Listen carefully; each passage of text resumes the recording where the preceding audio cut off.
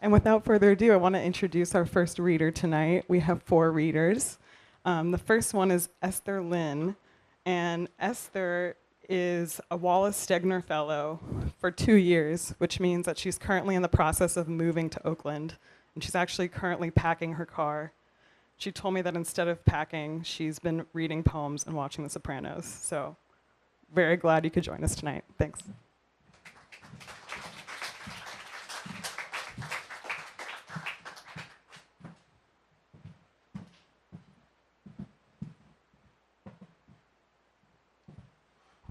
Hi. Thank you for coming out, everyone, especially in beautiful New York summer. I want to thank the people of the Asian American Workshop, like Ken, Tracy, Jyoti, Sophia, for inviting me and hosting us in this amazing space. I'm going to be reading 4 poems. The first 2 are about my mother, who led a really complicated life. She grew up and survived and even thrived during the Cultural Revolution in China, but she was no victim. She had to get married or say she was getting married to somebody in Vietnam in order to leave China. And things didn't exactly go her way, but she had an indomitable will that sometimes left us a little raw. So these first 2 poems about her and her life. This first poem is called Don't Bear Me Ill Will, and it's in response to the Szymborska poem Under One Small Star.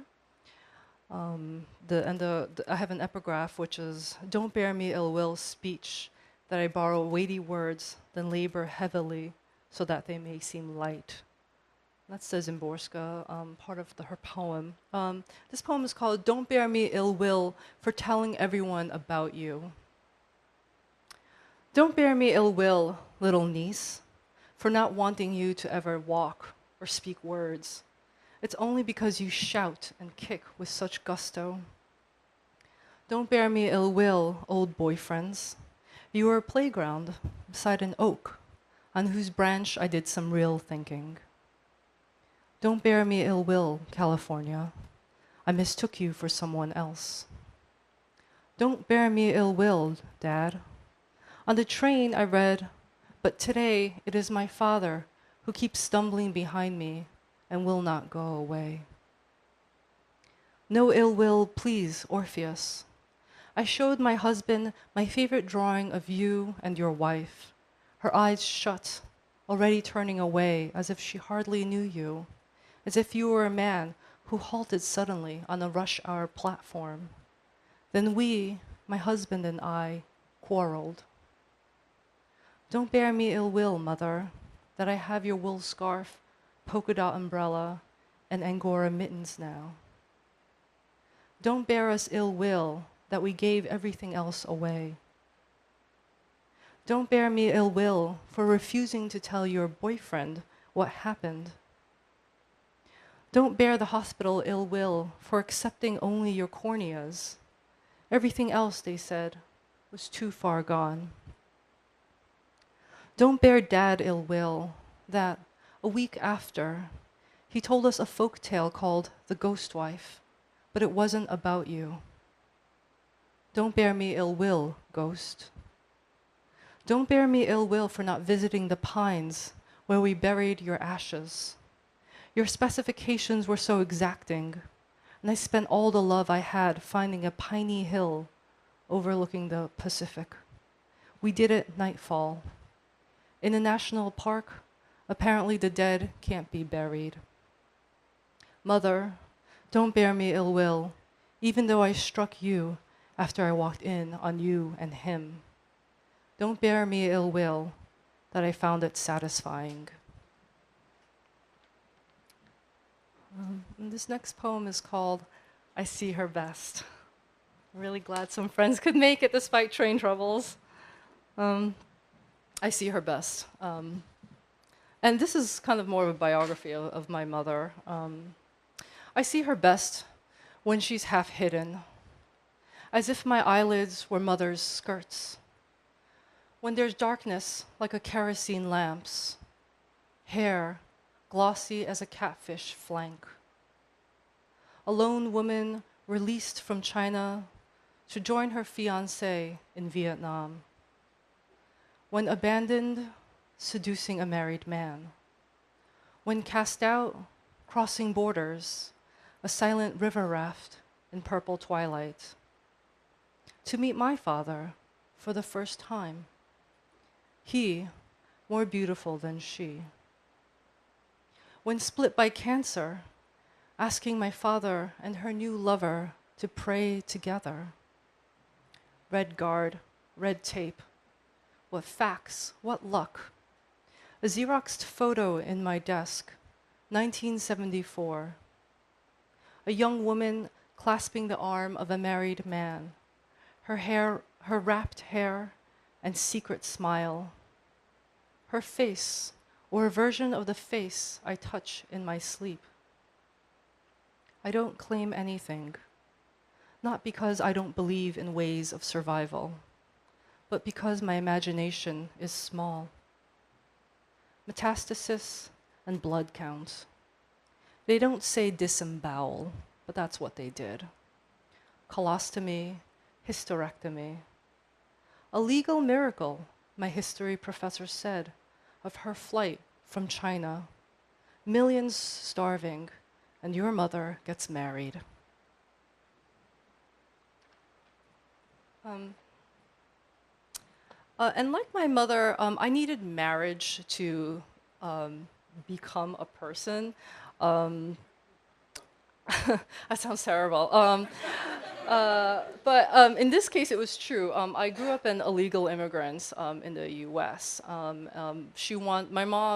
My parents wanted to come to the U.S. so badly that they kind of just bypassed, the processes of whatever, visas and such, for us to be in the US. So from the age of 4 to 27, sorry. Ages 4 to 27, I was technically an illegal immigrant. When I was 24 years old, in order to get a job and do things that most Americans do, I had to marry a friend in order to get a green card, and then later on citizenship. So the next two poems I'm reading are kind of about those compromises that you make when you choose to become an American.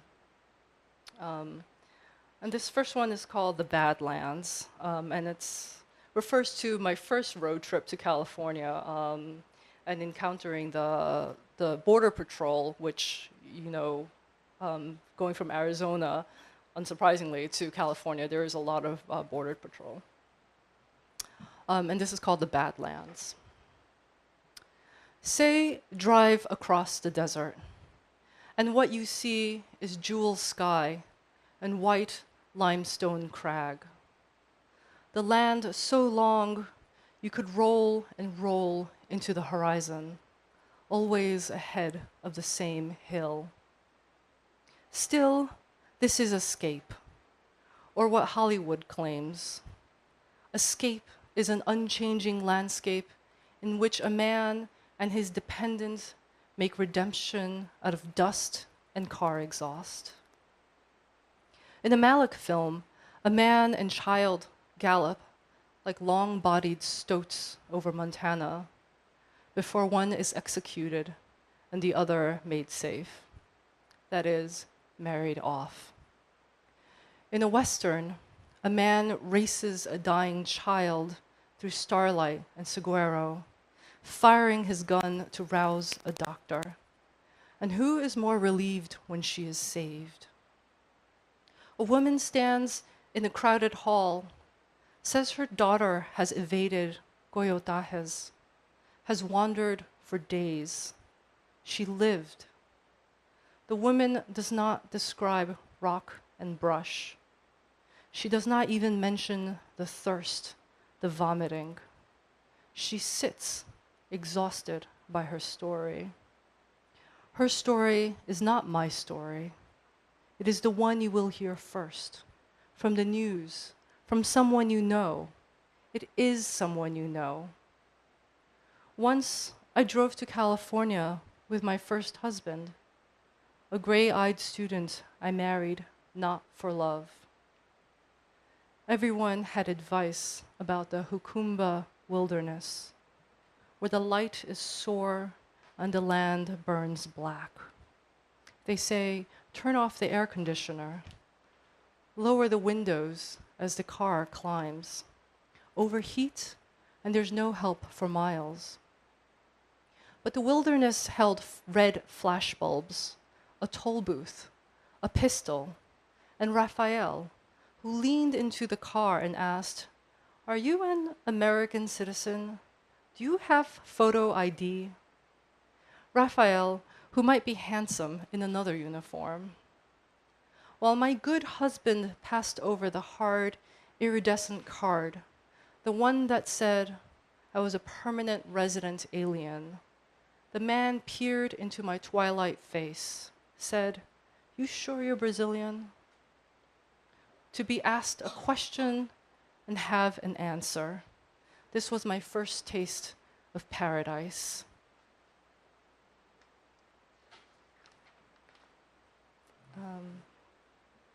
And this is my last poem, which is called "The Answer Everyone Wants." Just to give a little spiel about it, is that we immigrants, we often talk about the culture we've inherited from our parents. But in this poem, I wanted to address the legacy you inherit when you become an American. Particularly once you become an American citizen, you suddenly become guilty of America's crimes and America's original sins as well. And in this poem, there's a you character who the speaker addresses, who's the immigration officer who interviews you when you apply for a green card and for citizenship. So that's who the you refers to. And this poem is, I already said that, the answer everyone wants. After marrying in the backyard, after a blood test and vaccination, and an interview in which you asked, exactly when did you fall in love? I became American the year someone shot 12 moviegoers in Aurora. Then on a weekday, 21 school children, scattering them like marbles off a stoop. You looked me straight in the eye and said, "What do you and your husband do for fun?" What flooded me was the urge to tell the streets, once I was an illegal alien, but now everything is fine. You scrawled a string of digits onto my passport. I aced an exam by naming one promise every American makes. So I became American the year someone shot Trayvon Martin, which means I must have said, "Ma'am, I want him to die. I want a voice on the phone to have been his only comfort. I want his mother to know we meant for this." Thank you.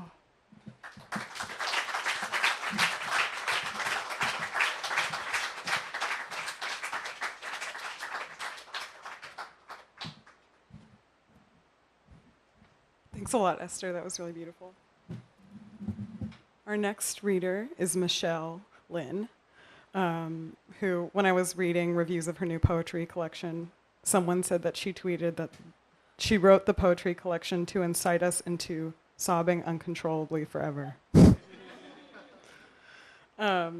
Michelle Lynn's debut poetry collection is called A House Made of Water. It's a dreamlike exploration of daughterhood, exile, and Asian American identity. It's about constructing and deconstructing notions of house and home.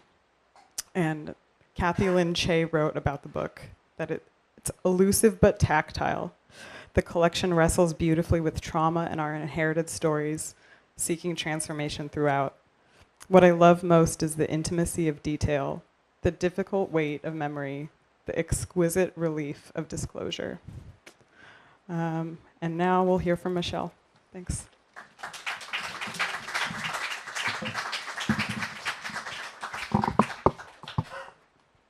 Wonder is dangerous. I don't ever actually expect anyone to read my Twitter, and then so that really surprised me when she started the book review, the book review with that, and then now it's come up again. So I'm really happy to be here. I'm based in Richmond in the Bay Area, so we should talk if you're going to Oakland. And so usually I'm like looking at all the events that are happening over here and getting really intense FOMO. So this is like a real treat, and also to be reading with people I really admire and respect. So I'm going to be reading just 2 from the book, and then some poems that aren't in the book. So this first one is called My Mother as Mystique from X-Men. And so Mystique is the blue shapeshifter, and it's about also this time where I was about like 3, 4, maybe around 4. We were like out in public, and I had my magnetic doodle board that I was like carrying around. I don't know if you all remember that. It's like this toy, and you draw with a magnetic pen, I think, and then the filaments would come out. But I was like drawing naked people is what I was doing in public, and then she realized what I was doing, and then I had to go home. So that's also part of that. So My Mother as Mystique from X-Men. The child first believes the body drawn blue can tide skies beyond pains can sift into the moon and back. Change is feasible, is furious. Is the many filaments of a self surfacing at a magnetic doodle board bending to a hopeful pen. The shape of a mother is anything. Before the child learns a tone of flesh, before the pen becomes roped-in anchor, learns to stamp down stars, has the body blue broken into house named from any moon to monster, first by some god in a helmet, then by the body herself. How quickly a bearing of breasts drawn by the 2 of my child hands is swept from the slate. How naked is my mother's apology as I, emptied, toy in hand, am rushed from the door. How sudden is the knowing of shame, of learning this first part of us to cover when uncovered what's kept closed behind doors, what humiliation, it could burn the whole house down. Never mind, she was first given to me bare.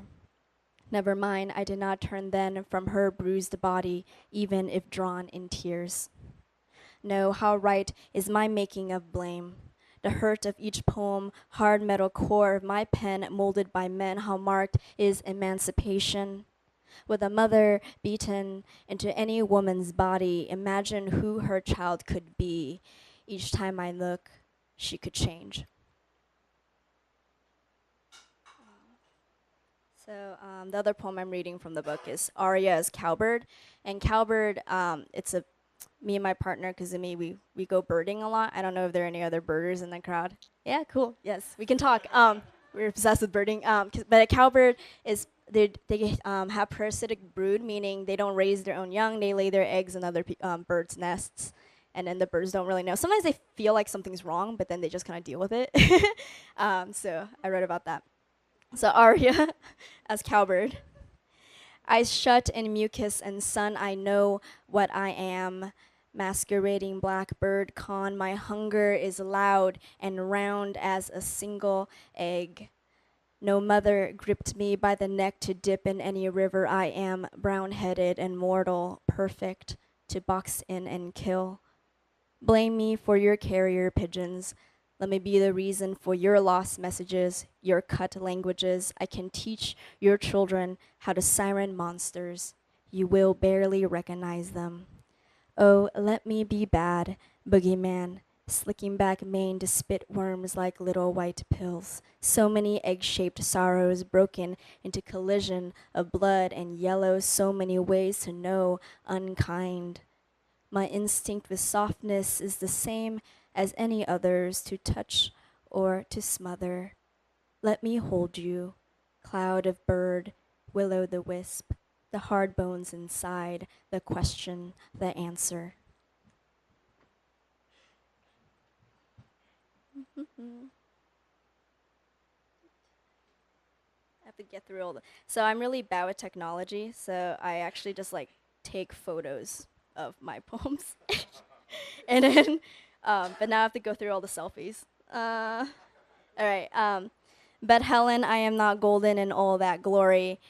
At least for me, there is no blonde maze confusing this smallest bathroom and its endless water. I am China and all his easy. When I X out the candles, the wax left behind will be their own failed seances, dark and meaningless on his terms. He promises good morning, so said sediment's gone. The dust on the walls rifled and bulleted for later poems. Know what? He nibbles into my ear. Does our love have to do with guns and war? With my flesh, forbidden and fresh, lychee within the peach within his wetted mouth.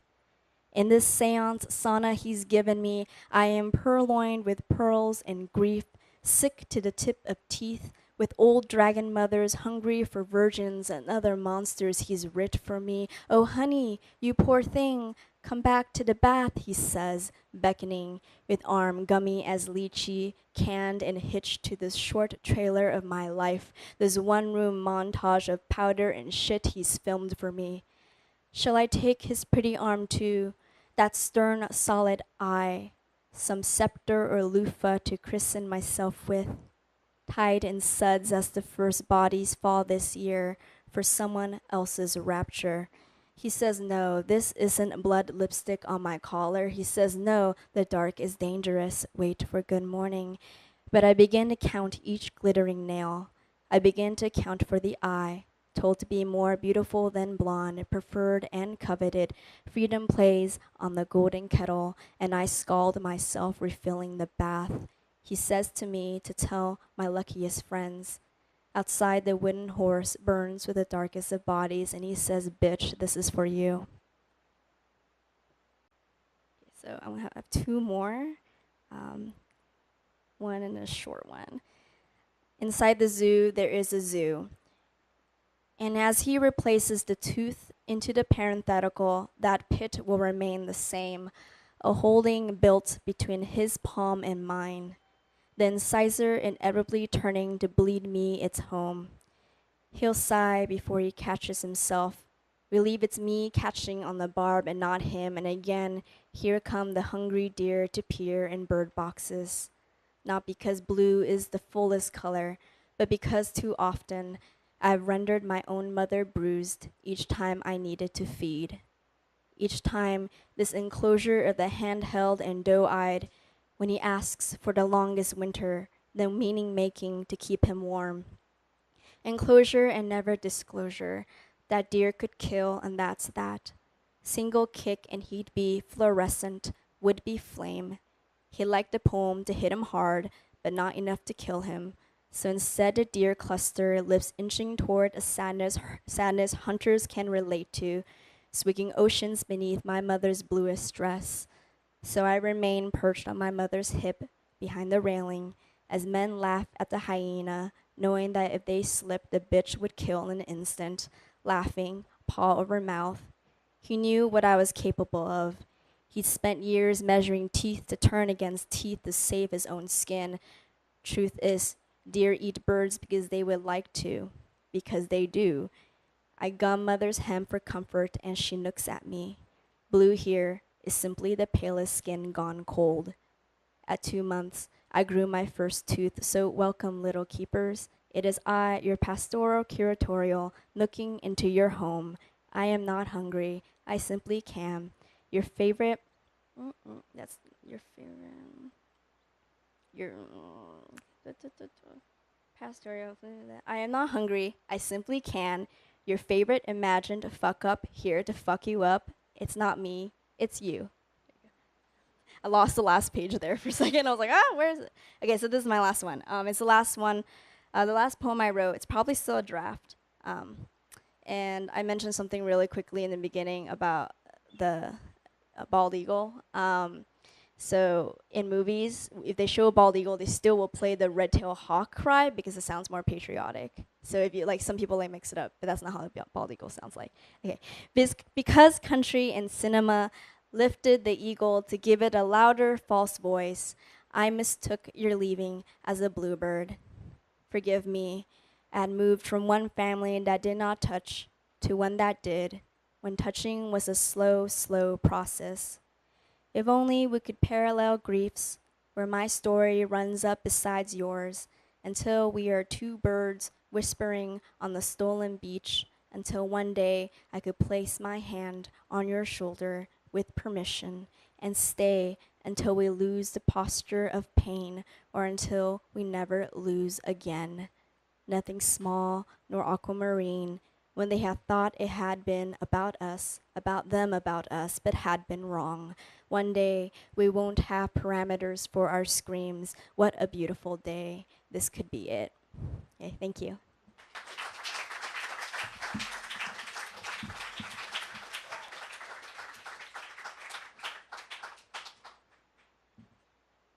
One day we won't have parameters for our screams. I hope everyone saw her shoes, by the way.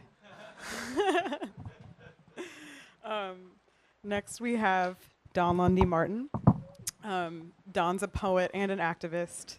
She co-founded the Third Wave Foundation and the post-theorist Black Took Collective. She's the author of Good Stock, Strange Blood, and I actually looked at this book on the publisher's website, and it hasn't even come out yet, so this is a special preview. It's supposed to come out in a few days, August 1st. Yeah, and it seems like I don't know if Dawn will talk about this or wants to, but it's kind of a reconceptualization of some work that some people might recognize from the Yams Collective, which was invited to participate in the Whitney Biennial in 2014, but pulled out the work because of racist and sexist curatorial practices, which I'm bringing up because it sounds familiar. And then sometimes it can be cheesy to read blurbs from things, but there was a blurb on this book that really struck a chord with me and how I feel about Dawn's work, which is that the poems read like a real-time excavation of what poetry can and can't do. Dawn asks us, what is life against the quantifying of power, the partitioning of death? Really proud to introduce Dawn Lundy Martin.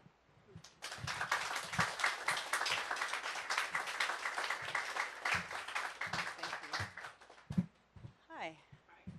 Oh, it's bright up here. Okay, I have to get my bearings.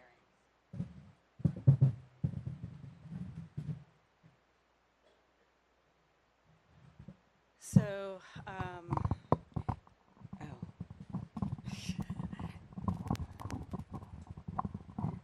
it's great to be here. Thank you all for coming. Hi.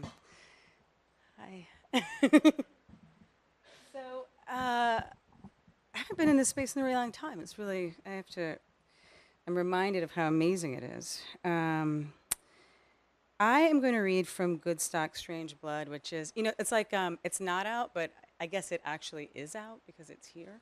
Like, what does it mean for it to be out?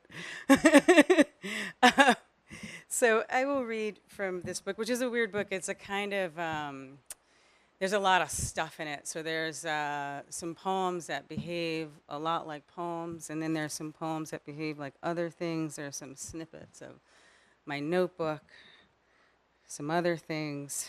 And so, and the titles for the most part are like kind of fake titles. I'll try to, when they happen, so I'll try to, I think I'll read them twice to let you know that that's happening. And my publisher, got the manuscript, and they were like, "Oh, we think we need you to write something about it," So they asked me to write this prologue. So I'm going to read you the prologue. This is what I'm going to do. I'm going to read the prologue, so you have a sense of how I'm thinking about this work. Then I'm going to read the table of contents, so you have a sense of what's in the book. And then my time might be up. Who knows? No, I'll read some poems from one of the sections. Okay. So this prologue is a Q&A. I was just like texting with some friends, and I was really stuck with the prologue. I was like, I don't know what to say. It was like really tight. And they just started asking me these questions, and then I texted the answers, and then that conversation over text became this thing. Prologue. Question. If your book is a house, What does the foyer look like? The book is like a long, thin, wavy tendril stretched into the sky from a small spot at the top of my head. At the end of the tendril, somewhere far in the sky where I cannot see, is a mutilated black face. A little me is sitting on the top of my head, holding the tendril like the string to a balloon. Question: whose blood?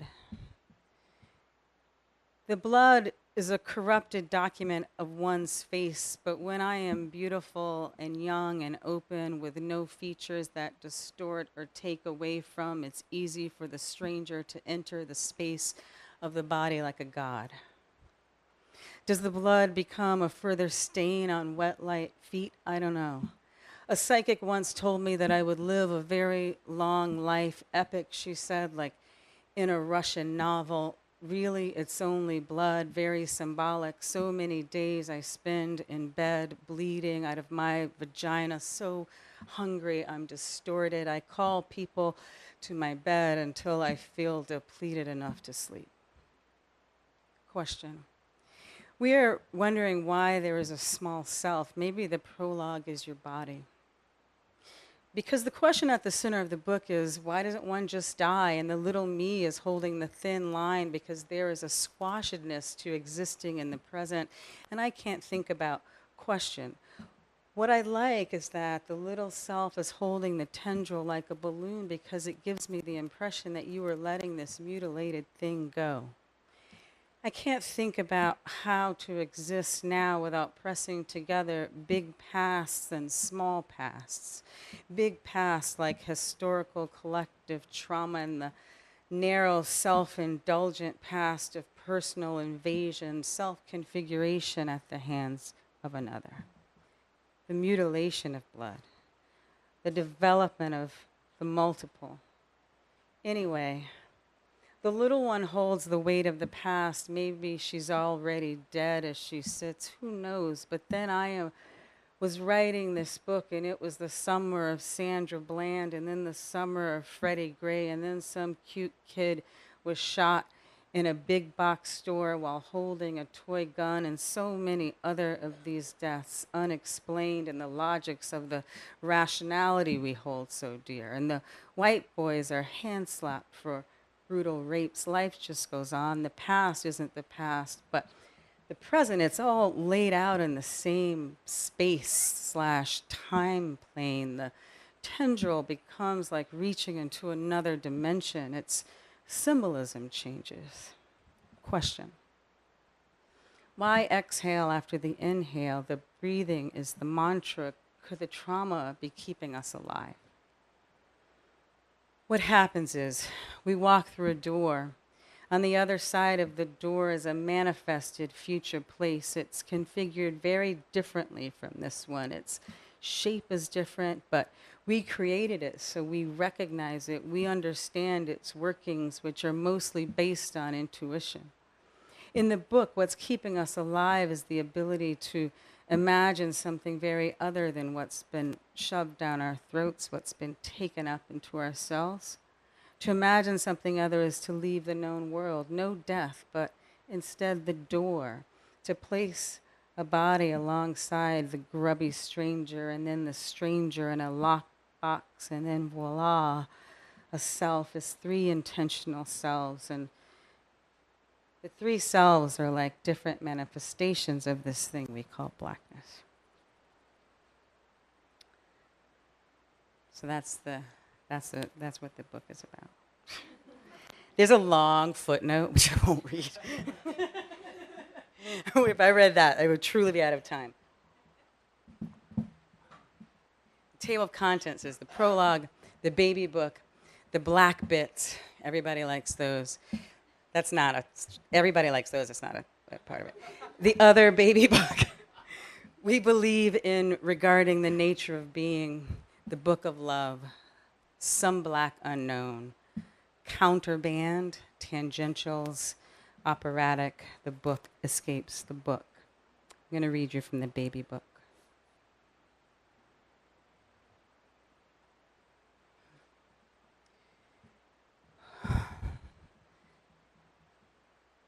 To be in covering. To be in covering is the problem. Hunger caverns under this leather wrap from destitution, from split skull. Mother as brown as brawn and braided toward filth beneath, skin like wire, all our kin. From before it happened when dust underfoot, red dick stuck under guise of reason. Who summons us from darkness, from water well, one philtrum stitched to wolf tongue? Who tugs and rocks us, suckles wet mouth? We is the purpose of the falling, swollen, our teeth hurt, their constant cutting, warm when sunken, wanted the swell of black earth, a legacy, something larger than ourselves to hold us. If we were looking from the outside, I'd think that a thing ancient would not pulse so loudly, would be automatically removed from the atmosphere, lose its atomic structure, its relatability. We were driven, or we were rode hard, mule-like on feathers, this notion of sustainability, black vultures everywhere, neat white stars under wings, good at cleaning up road carcasses. What a mess, your weak veins, your lifelong addictions. What you then must witness is the vulture devouring the exposed red and fly-soaked unrecognizable. The book of repression, all the stuff brilliantly cocking my throat, no dream remembered, no past reconstructed. He called it a kiss, but that was no kiss. Rises, dead breath into smoke. The writing is not balm. The eye in sleep is unreachable, subtle flesh, skin warm milk, salt marsh, its simplicity without warning.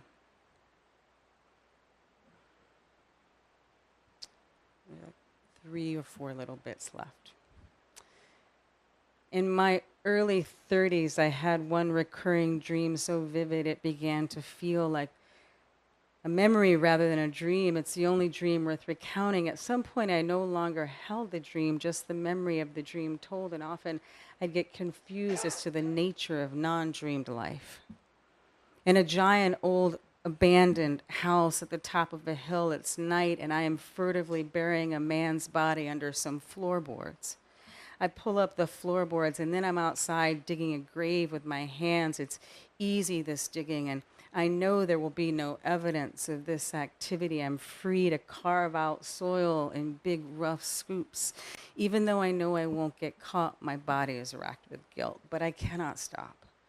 The burial is necessary and compelled, so I scrape the earth, bludgeon it with bloody fingers, and then place his body into the shallow grave, replacing the floorboards. No one will ever know. Elision into vowels, sunken time, O sounds, O, short, flat, ah, for as long as. My brother bends away from the hose that beats him. Basement is a watery place. I think of privacy in houses, what they allow for, their intimacy of enclosure. We never heard a word from over there, and they never heard a word from us. How the home seals off the world, creates a hole in the world, and there is no joy in that. To watch a teenage boy compressed and the heart still beats, his hiss is what hatred made. God will not save you.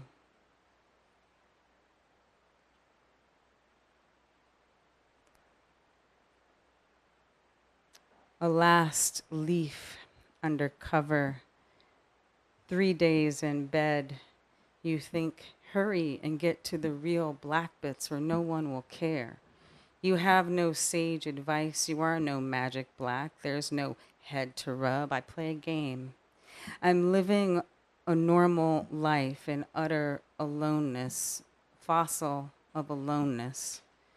When I slice off a chunk of my finger with the sharpest knife, wonder if anyone in town will be up for a fuck. The book is not writing itself in this chilled, gray day. No one will admit the facts of the matter, even though logbooks provide the material. They look at the gloves and say, gloves, that's it. And you're hoisted up on stretcher, paraded through crowded streets, contortion of hacked body. Green grass, green grass, green grass, green grass grows. Only I see my stranger, to split, to be spilled, to topple, be topped, to strain, be strained, strangled. Robe falls open against my belly, stroked. I call for my stranger. I long for him. I look for him in the face of every black ghost on the edge of every piss-stinking park. Can taste Bacardi breath, the long toe of it lapping against skin, pressure and what can't happen and does. An imprint. How the slender living room window looks out onto the street, a sofa perpendicular to window in front of TV, the kitchen table for Micah, my feet dangling. Or was it the motel that one time? Who allows, who doesn't say wait into a room full of bicycles where the children fetch their toys? A thing you don't want can make you ravenous, can open the sturdiest lip with its faint presence. Thank you.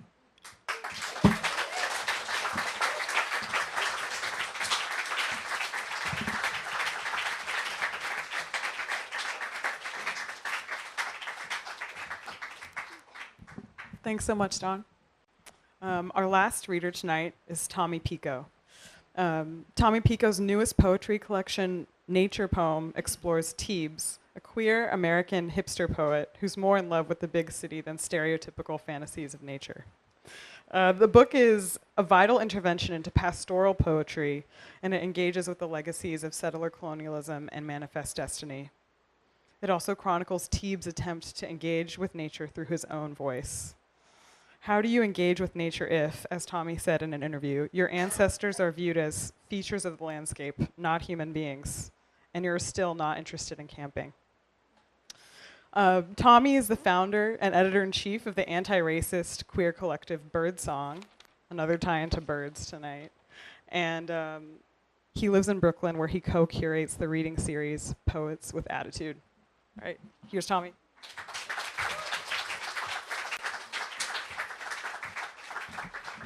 Hey. I'm big. What's up? Thanks for having me. I am so happy to be here. This is my first time at the Asian American Writers Workshop. I'm fucking exhausted. I'm like working on something that is like sucking my soul right now. And as a result, like I had to get off all social media. So I don't have Twitter no more. And I love Twitter.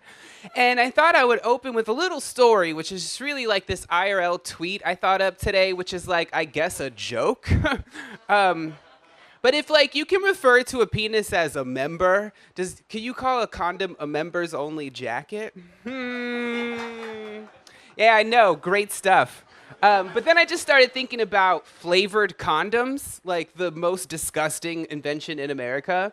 And then I remembered this one time when this guy was like pulling out, and like it was kind of dark, and like I didn't really pay attention when he put the condom on, and he was like pulling out, and it was like murky. I was like, oh no, like that's definitely going on my permanent record. Like I just shat on somebody's penis. But then it just turned out it was a grape condom. So I got up my rosary and I said 12 Hail Sades and everything was fine. And then I had a sub sandwich, I took a nap, and I came here. So here we are. Thank you. This is my book, Nature Poem. I'm fucking tired, okay? You can tell that's what my brain sounds like all the motherfucking time, so that's why I'm exhausted. Here we go. The stars are dying, like always, and far away, like what you see looking up is a death knell from light, right? Light years. But also close, like the sea stars on the Pacific coast, their little arms lesion and knot and pull away. The insides spill into the ocean. Massive deaths. When I try to sleep, I think about orange cliffs, bare of orange stars, knotted, glut. Waves are clear, anemones and shit, sand crabs and shit, fleas. There are seagulls overhead. Ugh, I swore to myself I would never write a nature poem. The sand is fine. They say it's not Fukushima. I feel fine in the sense that I feel very thin because I've been doing Tracy Anderson DVD workouts on YouTube, keeping my arms fit and strong. She says, reach, like you're being pulled apart. I can't not spill. Sometimes what you see is what you glut. And there are sometimes insides. Oh, but you don't look, let me get my voice right. Oh, but you don't look very Indian is a thing people feel comfortable saying to me on dates. What rhymes with fuck off and die? It's hard to look like something most people remember as a ghost, but I understand the allure of wanting to know. Knowledge, or its approximate artifice, is a kind of equilibrium when you feel like a flea in whiskey. I used to read a lot of perfect poems. Now I read a lot of garbage by A.R. Ammons, and the old mysteries avail themselves of technique. It's disheartening to hear someone say, there's no magic left, because I love that YouTube of Amy Winehouse singing Love is a Losing Game at the Mercury Prize ceremony, and yesterday I overheard that Brooklyn means broken land. There aren't many earthquakes in this city, but there's the fault line of my head. Pain is alienating, but blue breath breaking on a voice is the kind of magic that makes people believe. What, I learned to ask, does an Indian person look like exactly? Last night, I had a dream that I was a ghost who gave blowjobs. And that's pretty much the experience of dating in the city. That was also a tweet. So you know what? That shit is useful.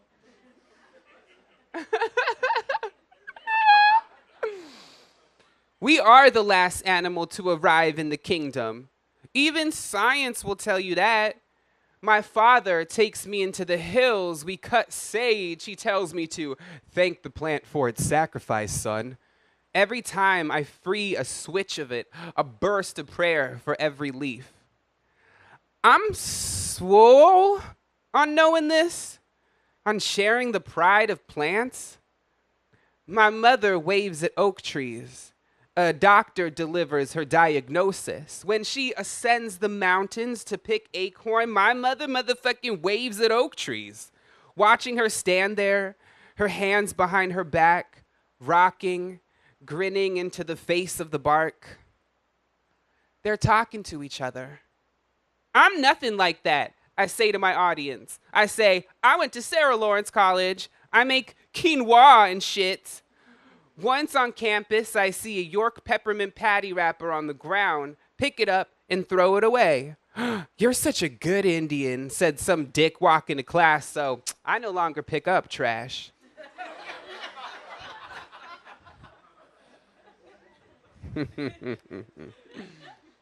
Just don't fucking talk to me, you know what I mean? I can't write a nature poem because that conversation happens in the Hall of South American Peoples in the American Museum of Natural History between two white ladies in buttery shawls as they pass a display case of traditional garb from one tribe or another. It doesn't really matter to anyone. And that word natural in natural history hangs. Also history, also peoples, hangs as in frames.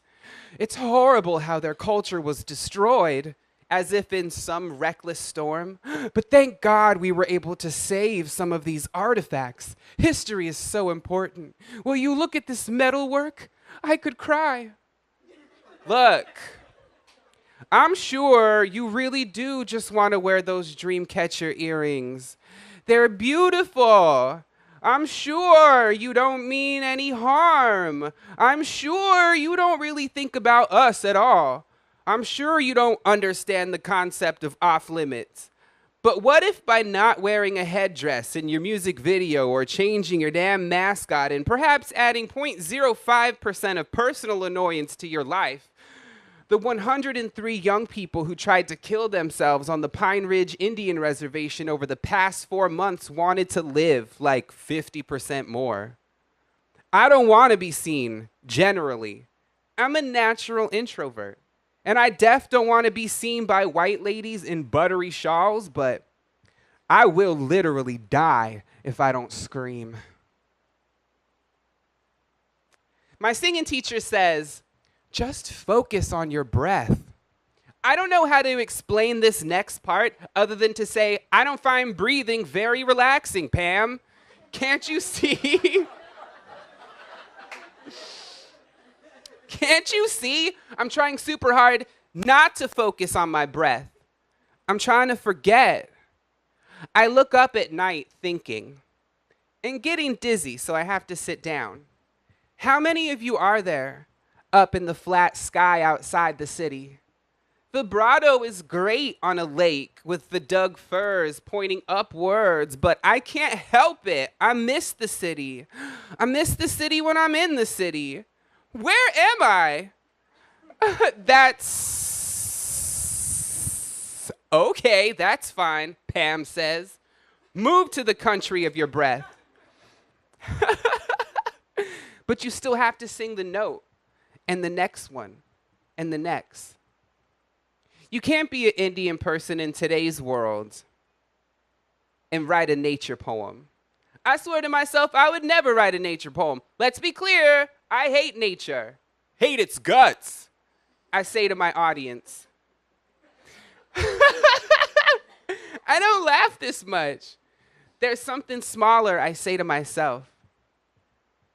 I don't hate nature at all. Places have thoughts.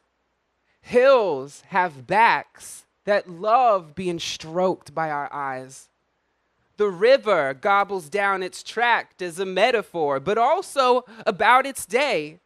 The bluffs purr when we put down blankets at the downturn of the sun and laugh at a couple on a OkCupid date. And even more stellar, the jelly bean moon sugars at me. She flies and beams, and I breathe. Fuck that, I recant. I slap myself. Let's say I live in NYC. Let's say I was the first person in my family to go to college. Let's say, I like watching New Girl on Hulu. This is the difference. Some see objects in the earth where I see lungs. Sky Mother falls through a hole, lands on a turtle. Hole is my favorite band. Thank you.